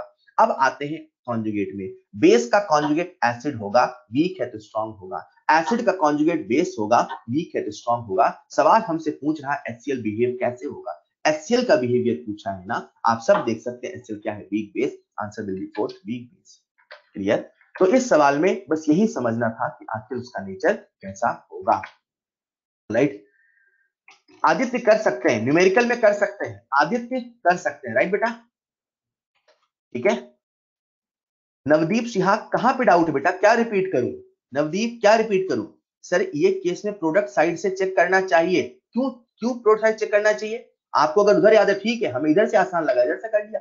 आपको F माइनस के बारे में पता है तो अच्छी बात। सर वीक एसिड क्यों, HF वीक एसिड क्यों बेटा? क्योंकि HF H प्लस नहीं देना चाहेगा दूसरे एसिड के प्रेजेंस में। दूसरे एसिड के प्रेजेंस में एक एसिड कमजोर हो जाता है। सर HCl का नेचर समझ में नहीं आया बेटा। HCl H प्लस को एक्सेप्ट कर रहा। सर कैसे पता चला एक्सेप्ट कर रहा? क्योंकि यहाँ देखो ना H2Cl माइनस बना है, H2 प्लस Cl बना है, एक्सेप्ट कर रहा तो बेस है। अब स्ट्रॉन्ग है कि वीक है वो बगल वाले से डिसाइड होगा। ठीक है, बगल वाला वीक है तो ये भी वीक होगा। राइट? इसी प्रकार से आप सबके सामने स्क्रीन पर अगला सवाल, ये जो सवाल है एक्सरसाइज 2 का सवाल नंबर 4, बहुत आसान सवाल है। ऐसा सवाल हमने हैंडआउट में किया था, लेकिन फिर भी हम एक बार आपसे डिस्कस कर लेते हैं। सवाल कह रहा है बैरियम हाइड्रोक्साइड का पीएच 12 है। ठीक है, पीएच 12 है यानी कि POH 2 है, यानी कि कंसंट्रेशन ऑफ OH माइनस 10 की पावर माइनस 2 है। 10 की पावर माइनस 2 क्या है सर? कंसंट्रेशन। अब आ जाओ बच्चे बैरियम हाइड्रोक्साइड में। जब बैरियम हाइड्रोक्साइड का डिसोसिएशन होगा बेटा तो क्या बनेगा? Barium 2 plus plus 2H minus, बोलो हाँ या ना। अब हम क्या करते हैं, इसका कंसंट्रेशन सॉल्युबिलिटी के फॉर्म में लिखते हैं। बैरियम 2 प्लस की कंसंट्रेशन S, बैरियम 2 प्लस का कंसंट्रेशन S, हाइड्रोक्साइड आयन का कंसंट्रेशन 2S। क्लियर? हम समझ गए ये जो हाइड्रोक्साइड आयन की कंसंट्रेशन है ये 2S है, यही 10 की पावर माइनस 2 है। मतलब जो S है वो 10 की पावर माइनस 2/2 है। हमें क्या S निकालना था? नहीं, हमें तो KSP निकालना था ना बच्चे। तो KSP कैसे निकालोगे सर? KSP बराबर 4S क्यूब। बोले तो 4 इंटू 10 की पावर माइनस 2/2 का होल क्यूब। कितना आसान है। क्लियर? इसी प्रकार से बच्चे आप सबके सामने अगला सवाल है। ये जो अगला सवाल है ये एक्सरसाइज 3 का सवाल है, क्वेश्चन 4। मैंने देखा ये जो चैप्टर है इसका एक्सरसाइज 3 का जो क्वेश्चन है या एक्सरसाइज जो 3 है वो 1 के कंपैरिजन में आसान है। मतलब अगर कोई बच्चा एक्सरसाइज 1 को कंप्लीट कर लेता है ना तो 3 बहुत आसानी से होती है। मतलब न्यूमेरिकल आसान है 3 में कंपैरेटिवली 1 के, राइट। ये जो सवाल था यहाँ पे एक वर्ड बोला है इक्विवेलेंस पॉइंट, राइट। सवाल को थोड़ा समझिएगा। 10 ml of 0.1 molar acetic acid. Imagine करो हमारे सामने ये एसिटिक एसिड है, उसका 10 ml है, 10 ml का ये 0.1 मोलर है, ओके। और इसका हमें पीके दे रखा है 5, क्लियर। ये एसिड कैसा है? Weak acid, right. ये वीक एसिड है, समझ में आता है। टाइट्रेटेड अगेंस्ट मतलब हमने ऊपर से बेस को मिलाया, टाइट्रेशन किया, बेस को मिला रहे हैं, आप बेस में एसिड मिलाओ, एसिड से बेस मिलाओ। हालांकि अभी न्यूमेरिकल में रूल नहीं, वैसे लेबोरेटरी में रूल होता है, अभी चल रहा है, ठीक है। प्लस हमने दूसरा कंटेनर लिया, तो कंटेनर जो दूसरा लिया उसमें अमोनिया का सोल्यूशन, अमोनिया का सोल्यूशन है, वो भी 10 ml है, वो भी 0.1 मोलर है। हमें पता है वो वीक बेस है। मजे की बात है हमें दोनों का पीके और पीकेबी की वैल्यू दे रखी है बच्चे, वो भी बराबर है। हम समझ गए दोनों इक्वली वीक है। मतलब जितना वीकनेस एसिड का है उतना ही वीकनेस बेस का है। मतलब जब दोनों को मिलाओगे तो दोनों को मिला के सॉल्ट बनेगा CH3CONH4। बोलो हाँ या ना। ये जो सॉल्ट बनेगा ये वीक एसिड और वीक बेस का सॉल्ट है। आप सभी जानते हैं जो वीक एसिड वीक बेस का सॉल्ट होता है उसके पीएच का फॉर्मूला होता है 7 + हाफ पीके माइनस हाफ पीके भी। बोलो हाँ या ना। लेकिन बच्चे इस बार पीके पीके भी बराबर है, मतलब हाफ पीके भी कैंसिल हो जाएगा, मतलब पीएच बराबर 7 आ जाएगा। आपसे पीएच पूछा था, आंसर 7 होगा। स्वाभाविक सी बात है, बच्चा ओरली समझ जाता है। सर ने कहा था जो वीक एसिड वीक बेस का सॉल्ट होता है उसका जब हाइड्रोलिसिस होता है तो उसका जो पीएच 7 के करीब होता है। जो वीक में भी ज्यादा ताकतवर होगा, जो वीक में भी ज्यादा ताकतवर होगा, सॉल्यूशन उसके जैसा होगा। मतलब वीक एसिड है, वीक बेस है, लेकिन एसिड कम वीक है। वीक एसिड है, वीक बेस है, लेकिन एसिड कम वीक है, तो सॉल्यूशन 7 से थोड़ा कम। वीक एसिड है, वीक बेस है, लेकिन बेस कम वीक है, मतलब बेस थोड़ा सा स्ट्रॉन्ग है, मतलब पी के भी थोड़ा सा कम है, मतलब के भी ज्यादा है। तो जो सॉल्यूशन होगा 7 से थोड़ा सा ज्यादा। लेकिन इस सवाल में दोनों इक्वल है ना यार, जितना कमजोर एसिड है उतना ही कमजोर बेस है, दोनों बिल्कुल एग्जैक्टली इक्वल है, मतलब पीएच एग्जैक्टली 7 होगा। Hence answer will be 7। बच्चों हमने जो यहाँ पे डिस्कशन किए इसमें मैंने वो सवाल लिए जो जो बच्चों ने मुझे मैसेज भेजे थे। हो सकता है कुछ एक सवाल छूट गया हो, कुछ बच्चों ने मुझे 9 बजे मैसेज भेजा तो मैं 9 बजे कैसे फोटो खींच के इसमें चिपकाऊं, दैट्स नॉट पॉसिबल, राइट। तो जिन बच्चों ने मुझे रात में मैसेज भेजे थे या आज मॉर्निंग में भेजे सुबह 6 साढ़े 6 बजे आकर, वो भी मैंने इसमें इंक्लूड किए। फिर भी अगर किसी बच्चे कोई सवाल रह जाता है feel free to ask me in my WhatsApp number, लेकिन पहले आप ई सॉल्यूशन ऐप की हेल्प लीजिए। वहां पे सभी सवालों का डिटेल्ड वीडियो सॉल्यूशन है, एक बार प्लीज उसकी हेल्प जरूर लो। वहां पे भी नहीं आता समझ में, देन आस्क। क्लियर बच्चों, हम लोग पढ़ रहे थे आयनिक इक्विलिब्रियम। मैंने आपसे जो डिस्कशन किया इस डिस्कशन में हमने कॉमन डाउट लिए। फिर भी अगर किसी बच्चे का कोई सवाल डाउट है तो आप मुझसे कॉल करके व्हाट्सएप पे पूछ सकते हैं। नेक्स्ट क्लास में हम लोग शुरू करेंगे बेहतरीन, शानदार और जानदार और धमाकेदार chapter, that is thermodynamics. That is thermodynamics. Clear. तो आज के लिए इतना ही। ये जो आज की क्लास का हैंडआउट है बेटा, आज की क्लास का हैंडआउट आपको लिंक में मिलेगा, तो इसकी साइज बहुत बड़ी है तो यहां मैं शेयर नहीं कर पाऊंगा, ठीक है। एक मिनट, कुछ बच्चे डाउट पूछ रहे हैं। सर आपका नंबर बेटा मैंने कई बार बता दिया, मैंने कहा था लास्ट टाइम बता रहा हूं, क्या कर रहे हो आप? अभी भी नंबर नहीं है आपके पास। सर टेस्ट टिप्स, दम लगा के पढ़ाई करो। सर पूरे पुराने चैप्टर को साथ में कैसे रिवाइज करते रहे बेटा? मैं होमवर्क में रिवीजन दे रहा था और मैंने दिवाली में आपको होमवर्क पूरा दिया था, मुझे उम्मीद है आपने उसमें रिवाइज किया होगा। मैं प्रॉपर होमवर्क दे रहा हूँ। एक बच्चा मुझसे पूछ रहा है सर पुराने चैप्टर को रिवाइज कैसे करें? मैं होमवर्क में रिवीजन देता रहता हूँ और मैंने कहा था, मैं मान के चल रहा हूँ आप दिवाली में रिवाइज कर लेते पुराना चैप्टर। सारी चीजें प्लानिंग चल रही, आप मेरे प्लानिंग से हटोगे तो फिर आपको अपनी प्लानिंग करनी पड़ेगी, परेशान हो जाओगे। मेरे साथ चलते रहो, जैसा कहूं वैसा करते रहो। आखिरी बार नंबर दे रहा हूं मोबाइल, सभी लोग सुन लो, है ना। मतलब आप आखिरी बार, last time I am sharing number in your chat box 7073125207। Alright, तो आप सबके पास नंबर होना चाहिए, लिंक नहीं तो लिंक होना चाहिए। ये सारी सिचुएशन अब खत्म करो यार। मैं आपको दूंगा, अभी क्या करना है आपको सुन लो। सर कल का पेपर हार्ड थोड़ी आएगा विजय, जैसा भी आएगा अच्छा आएगा। आपने पूरा होमवर्क किया है तो अच्छा आएगा, सवाल जरूर लगाएं, ठीक है। Himanshu no idea. सर क्या लिखा है इतने सारे मैसेज? क्या आप फिर रिवीजन कराओगे इन चैप्टर का? नहीं हर्षित, 144 लग गई ना 20 नवंबर कोटा। क्या बातें कर रहे हैं। चलिए, तो ये आपका रहेगा आयनिक इक्विलिब्रियम डिस्कशन। लेकिन जो मैं कह रहा हूं सुन लो, आज और कल में, फाइनल वर्ड्स लिसन केयरफुली, आज और कल में आयनिक इक्विलिब्रियम के जितने सवाल लगा सकते हो लगा डालो, जितनी बार लगा सकते हो लगा डालो। अगर कोई बच्चा ऐसा है जिसने एक्सरसाइज 1 को ही बस लगाया है, उससे मैं रिक्वेस्ट कर रहा हूं बेटा, एक्सरसाइज 1 2 बार लगा डालो। अगर किसी बच्चे ने, जैसे एक सुबह वाले बैच में मुझसे एक बच्चे ने कहा, सर हमने एक्सरसाइज 1 और 2 2 घंटे में खत्म कर दिए, मतलब 2 घंटे में दोनों हो गए, सर मैं फिर से लगाऊं क्या? एक एक सवाल उसने कर लिए, मैं फिर से लगाऊं क्या? तो मैंने कहा अगर आपने इतने जल्दी कर लिए तो आप एक बार सवाल को ओरली देखो, हाँ ये ऐसे होगा ऐसे होगा, माइंड में जितना जल्दी चीजें आपके आएंगी उतना जल्दी नए सवाल आपसे बनेंगे। मैंने आपको होमवर्क दिया, एक बार फिर से जितने सवाल लगा सकते हो लगा डालो, और एक्सरसाइज 1 को 2 बार जरूर लगाना, 2 बार लगाना, तब मजा आएगा। देखना चीजें अपने आप आपसे बनने लगेंगी, निखरने लगेंगी। आज के लिए इतना ही बच्चों, मिलते हैं नेक्स्ट क्लास में। थैंक यू सो मच, मैं इसे क्लोज कर रहा हूं।